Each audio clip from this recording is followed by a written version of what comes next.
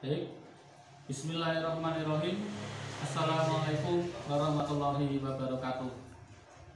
Terima kasih atas waktu dan kesempatan yang diberikan kepada saya. Yang pertama, yang terhormat Bapak Iwayan Mukalantara MSI PhD selaku dosen pembimbing tesis, dan yang saya hormati para dewan penguji. Perkenalkan, nama saya Kusuma Budi Setiono dari FEB UGM Jakarta angkatan 75. Di sini saya akan mempresentasikan hasil dari tesis saya yang berjudul Pengaruh Pandemi COVID-19 terhadap Kinerja Fundamental dan Pasar. Studi empiris pada perusahaan yang terdaftar pada Indeks Kompas 100 dan Indeks Bepindo 25.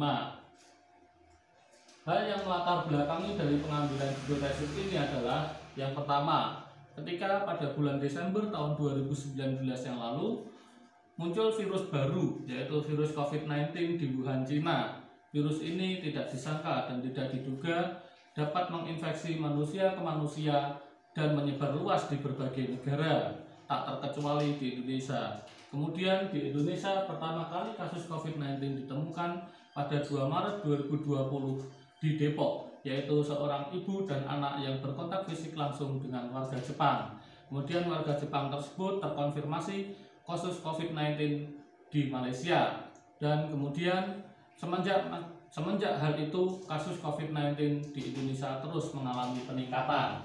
Berikut pada bulan Maret tanggal 15 tersebut kasus baru terkonfirmasi sejumlah 21 kasus, dan kemudian terus meningkat hingga di November 2020 kasus baru mengalami peningkatan hingga 5.418 kasus.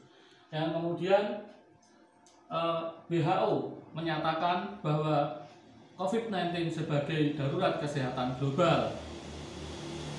Akibatnya perekonomian mengalami penurunan dan perekonomian di berbagai negara pun juga ikut turun akibat dari seruan WHO bahwa COVID-19 ini sebagai darurat kesehatan global. Dan kemudian kasus COVID-19 di Indonesia mengalami peningkatan. Seiring dengan peningkatan kasus tersebut, maka IHSG juga mengalami penurunan. Seiring dengan hal itu, IHSG juga sebelum pandemi COVID-19 dia berada di level 6.000, kemudian turun menjadi 5.000 dan bergerak terbatas di level 5.000 sebelum kasus pandemi COVID-19 di bulan Februari, dan kemudian akhirnya turun pada waktu pandemi COVID-19 masuk ke Indonesia di bulan Maret.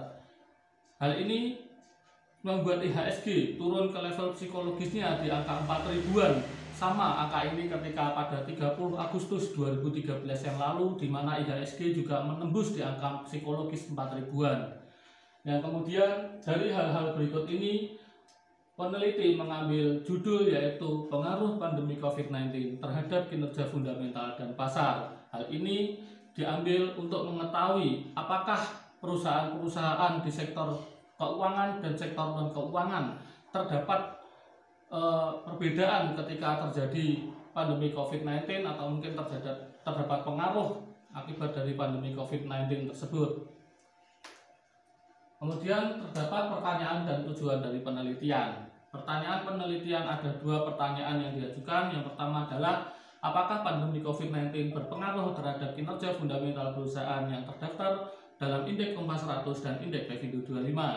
Yang kemudian pertanyaan kedua adalah apakah pandemi COVID-19 berpengaruh terhadap kinerja pasar perusahaan yang terdaftar dalam Indeks Kompas 100 dan Indeks Bepindo 25. Dan adapun tujuan dari penelitian ini, yang pertama adalah untuk menguji dan menganalisis pengaruh pandemi COVID-19 terhadap kinerja fundamental perusahaan yang terdaftar pada Indeks Kompas 100 dan Indeks Bepindo 25.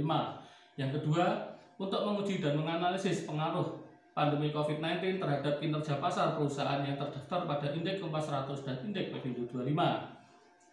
Kemudian ada manfaat dari penelitian tersebut. Yang pertama, manfaat bagi penulis adalah memperluas wawasan penulis mengenai pengaruh pandemi COVID-19 terhadap kinerja fundamental dan kinerja pasar.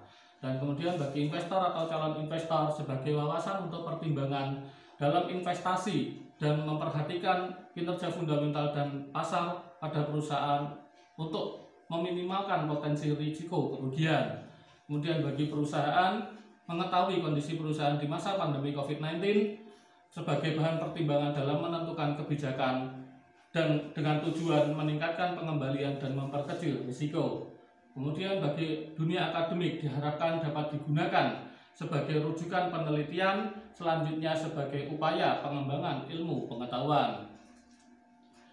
Kemudian rangka penelitian. Dalam kerangka penelitian terdapat variabel dependen, independen, dan kontrol.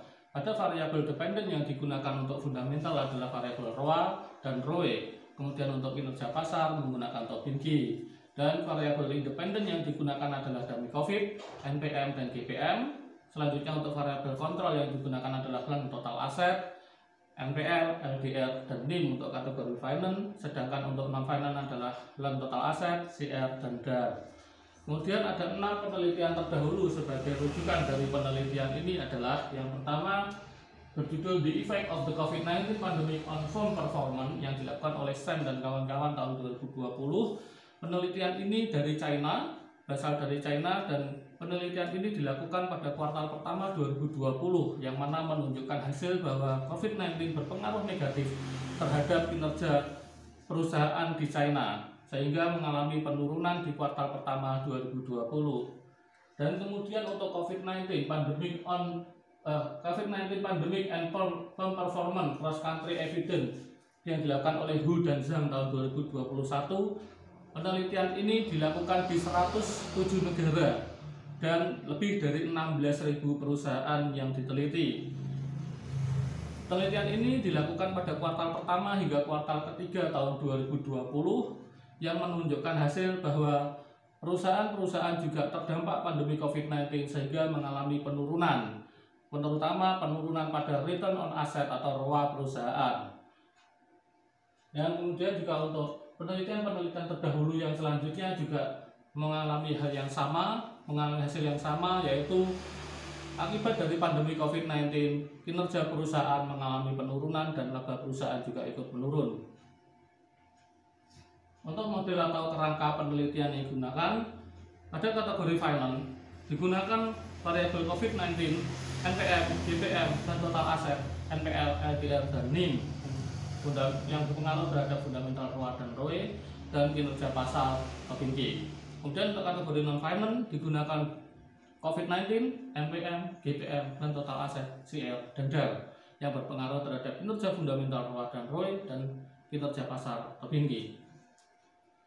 Model atau kerangka penelitian selanjutnya yaitu menggunakan variabel dan pengukuran dan dari dependen, independen, dan kontrol sebagai berikut. Selanjutnya perumusan hipotesis. Perumusan hipotesis penelitian menggunakan hipotesis alternatif yaitu H1. Periode pandemi COVID-19 berpengaruh terhadap kinerja fundamental perusahaan yang terdaftar di Indeks Kompas 100 dan Indeks Pevindo 25. Kemudian H2, periode pandemi COVID-19 berpengaruh terhadap kinerja pasar perusahaan yang terdaftar dalam Indeks Kompas 100 dan Indeks Pevindo 25. Sampel dan populasi dari penelitian. Populasi kategori finance, ada 18 perusahaan keuangan pada kuartal pertama hingga kuartal keempat tahun 2019-2020, yang mana sampel kategori finance tersebut kemudian dilakukan menggunakan teknik purposive sampling, yang mana menjadi 16 perbankan dengan total observasi sebanyak 32 observasi. Kemudian untuk populasi kategori non-finance ada 143 perusahaan di Indonesia periode kuartal pertama dan kuartal keempat tahun 2019-2020. Kemudian untuk sampel kategori non-finance menggunakan purposive sampling menjadi 119 perusahaan di Indonesia pada periode kuartal pertama dan 99 perusahaan kuartal keempat tahun 2019-2020, di mana peneliti menggunakan kuartal pertama dan kuartal keempat ini untuk mengetahui pada waktu pembanding atau pada waktu sebelum pandemi COVID di kuartal pertama dan saat pandemi COVID di kuartal pertama, serta pada waktu sebelum kuartal keempat dan saat kuartal keempat, apakah ada pengaruh pandemi COVID-19 atau mungkin ada perusahaan-perusahaan yang sudah mengalami peningkatan atau mungkin sudah mulai berbalik arah dari kerugian menjadi keuntungan. Dan berikut pada non-finance kuartal pertama dan kuartal keempat, data yang tidak tersedia tadi dengan menggunakan purposive sampling yaitu sebagai berikut. Untuk teknik analisis data, menggunakan statistik deskriptif, mean, standar deviasi, minimum, dan maksimum. Kemudian uji asumsi klasik, uji normalitas, dan uji autokorelasi. Dan menggunakan uji analisis beda yaitu paired sample t-test dan uji Wilcoxon saat sebelum dan saat pandemi COVID-19. Kemudian uji yang terakhir adalah uji regresi linear berganda yang dilakukan untuk fundamental ROA dan ROE, kemudian untuk kinerja pasar tertinggi. Hasil dari penelitian yang dilakukan adalah untuk analisis deskriptif finance pada finance di kuartal pertama dan kuartal keempat demi COVID, NPL, NIM, ROA tidak berpengaruh, tetapi pada NPM, GPM, LDR berpengaruh, di mana di kuartal pertama meningkat dan kuartal keempat turun. Dan kemudian untuk loan total aset, ROE dan tertinggi menurun di kuartal pertama dan naik di kuartal keempat. Untuk deskriptif non-finance, di mana untuk demi COVID, GPM tidak mengalami pengaruh, dan kemudian untuk NPM, CR, ROA, ROE, dan tertinggi menurun di kuartal pertama dan meningkat di kuartal keempat. Kemudian untuk loan total aset, DAR meningkat di kuartal pertama dan menurun di kuartal keempat. Selanjutnya uji asumsi klasik normalitas yang dilakukan, ditemukan hasil bahwa uji normalitas kategori finance lebih dari 0,05 sehingga data terdistribusi secara normal. Kemudian untuk kategori non-finance kurang dari 0,05 sehingga data terdistribusi tidak normal.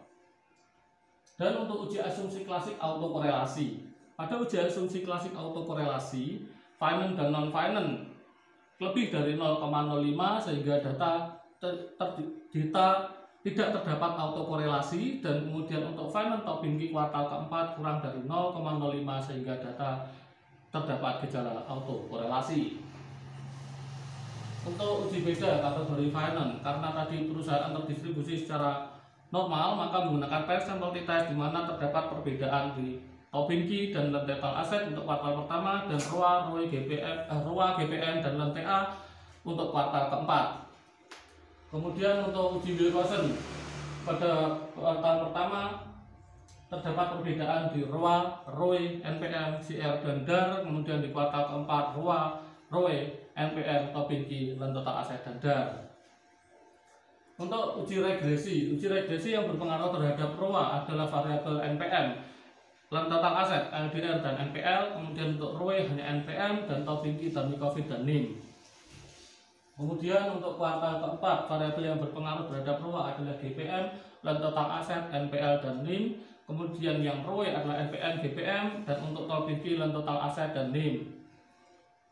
Kemudian untuk non-finance kuartal pertama, ROA yang berpengaruh adalah NPM, GPM, loan total aset dan CR. Kemudian ROE demi COVID, NPM dan GPM, dan untuk Tobinki, demi COVID, GPM, loan total aset dan CR. Kemudian untuk kuartal keempat yang berpengaruh pada ROA adalah NPM dan DAR, ROE NPM, dan Tobinki adalah GPM. Kemudian di sini adalah pemetaan dari kategori finance H1 dan H2 sebagai berikut. Dan untuk kategori non-finance yang dipetakan adalah sebagai berikut. Nah, untuk kesimpulan dari kategori fundamental finance berdasarkan hasil analisis uji regresi fundamental, terdapat regresi pada ROA kuartal pertama terdapat 4 variabel berpengaruh, yaitu NPM, loan total aset, LDR dan NPL. Kemudian regresi ROA kuartal keempat terdapat 4 variabel berpengaruh, yaitu GPM, loan total aset, NPL dan NIM. Dan untuk regresi ROE di kuartal pertama terdapat 1 variabel berpengaruh, yaitu NPM. Dan kemudian untuk kategori ROE kuartal keempat terdapat 2 variabel berpengaruh, yaitu NPM dan GPM. Di mana pada kinerja fundamental untuk variabel demi COVID atau COVID-19 tidak berpengaruh pada kinerja fundamental finance. Dan kemudian untuk kinerja pasar Tobinki pada kuartal pertama terdapat 2 variabel berpengaruh, yaitu demi COVID dan NIM. Kemudian di kuartal keempat terdapat 2 variabel berpengaruh, yaitu loan total aset dan NIM. Di mana kinerja pasar dipengaruhi oleh pandemi COVID-19 pada kuartal pertama saja, dan kuartal keempat sudah tidak terlalu berpengaruh terhadap pandemi COVID-19. Kemudian untuk kesimpulan kategori non-finance, untuk regresi fundamental ROA kuartal pertama terdapat 4 variabel berpengaruh, yaitu NPM, GPM, loan total aset dan CR. Kemudian untuk ROA kuartal keempat terdapat 2 variabel berpengaruh yaitu NPM dan DAR. Untuk ROE kuartal pertama terdapat 3 variabel dummy COVID, NPM dan GPM. ROE kuartal keempat terdapat 1 variabel berpengaruh yaitu NPM, di mana variabel-variabel non finance ini terdapat pengaruh ROE pada kuartal ke-1 untuk dummy COVID, dan untuk kinerja pasar Tobinki pada kuartal 1 4 variabel berpengaruh yaitu dummy COVID, GPM, LTA, dan CR. Kemudian untuk regresi Tobinki kuartal keempat terdapat 1 variabel berpengaruh yaitu GPM, di mana pada variabel pasar terdapat pengaruh pandemi COVID-19 hanya di kuartal pertama. Dan kemudian saran yang diberikan oleh peneliti yang pertama adalah bagi investor dalam mengambil keputusan investasi sebaiknya mempertimbangkan variabel-variabel tersebut untuk dilakukan pertimbangan investasi. Kemudian bagi perusahaan juga sebaiknya mempertimbangkan hal tersebut untuk melakukan kebijakan di masa mendatang. Dan keterbatasan pada penelitian ini adalah data tersebut ada yang belum terpublikasi sehingga data tereliminasi oleh penelitian, dan kemudian yang kedua beberapa variabel yang dilakukan dalam penelitian ini masih banyak variabel internal perusahaan yang belum masuk dalam penelitian. Sekian, terima kasih dari presentasi saya. Mohon maaf apabila ada salah-salah kata. Tetap menjaga kesehatan. Saya akhiri, wabillahi taufiq wal hidayah. Wassalamualaikum warahmatullahi wabarakatuh.